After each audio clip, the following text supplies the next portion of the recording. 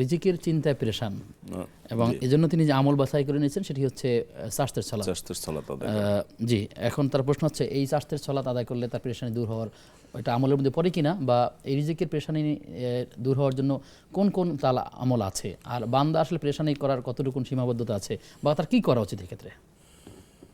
তিনি যেটা করতেছেন চাষতের সালাত আদায় করেন, সেইটার ব্যাপারে চাষতের সালাতের ব্যাপারে কেউ কেউ বলে থাকেন যে এই সালাত যিনি আদায় করবেন তার রিজিকের অভাব আল্লাহ দূর করে দিবেন, সেই হিসেবে তিনি এটা করতেছেন। জি, মূলত তার কোনো সমস্যা থাকলে সেটার জন্য যে সালাত, সেটাকে বলা হয় সালাতুল হাজাত, অর্থাৎ প্রয়োজনের জন্য সালাত আদায় করা। আমার একটা সমস্যা আছে, এই সমস্যাটা আল্লাহ যেন দূর করে দেন, এজন্য আমি মাঝে মধ্যে 2 রাকাত নামাজ পড়বো। এটা কি যখন তখন, বা যখন এটা যখন পারবেন, আর যখন সমস্যা হবে তখন।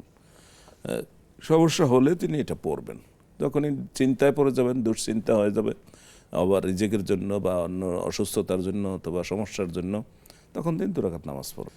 আর রিজিকের জন্য তিনি আল্লাহর উপর ভরসা রাখবেন, যেহেতু আল্লাহ বলছেন কোরআন মাজিদে ওমা মিন দাব্বাতিন ফিল আরদি ইল্লা আলাল্লাহি রিজকুহা, দুনিয়াতে এমন কোনো প্রাণী নাই, দুনিয়াতে আমাদের স্থলে এবং জলে, বরং এই সৃষ্টির 50,000 বছর আগে সকলের রিজিকের ব্যবস্থা আল্লাহ করেছেন।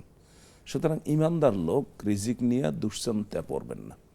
আল্লাহ এটার আরও উদাহরণ দিয়েছেন, কাম মিন দাব্বাতিন ফিল আরদি লা তাহমিলু রিজকাহা আল্লাহু ইয়ারযুকুহুম ওয়া ইয়্যাকুম, যে দুনিয়াতে কত প্রাণী আছে তারা আগামী দিনের সে কি খাবে, কি পরবে, কোথায় থাকবে, কোনো কিছু সংরক্ষণ সেজন্য করে পেরেশানি হওয়ার আসলে সংরক্ষণ দরকার করে নেই, না। কিংবা